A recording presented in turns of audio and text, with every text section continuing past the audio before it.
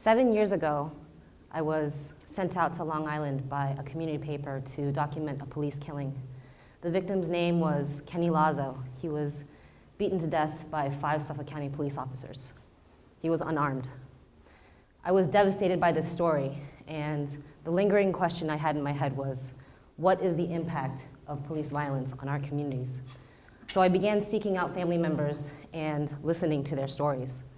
In 2009, I created the Force Trajectory Project. It is a long-term multimedia documentary project utilizing photographs, oral history, film, and illustration to create an intimate portrayal of what happens when your loved one is killed by the police. The methodology is simple. I press record and I listen. The interviews are 2 to 4 hours long, and I edit the videos down to digestible media pieces and upload them onto my website, forcetrajectory.com.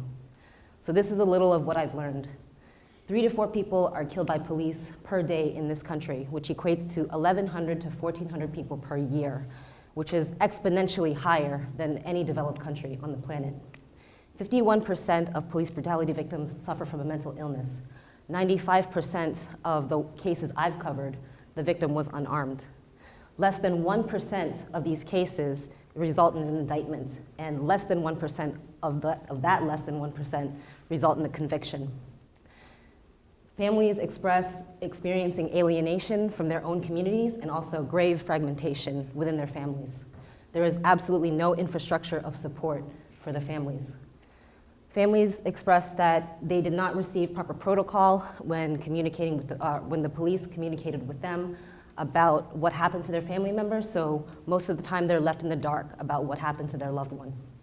Families express experiencing police harassment, intimidation, police corruption, and negligence.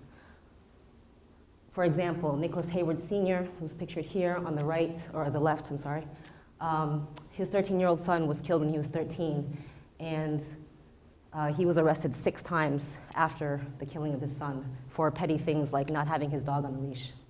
Families suffer from stress-related illnesses such as PTSD, cancer, and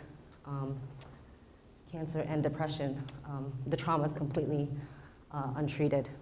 So where does this leave me now? A few months ago, Cynthia Howell, who's in the center here, met with the Department of Health to create a trauma survey to assess the actual trauma experienced by these families. We're hoping that this can begin the discussion about creating an infrastructure for families, including burial and crisis funds and healthcare. Thank you so much.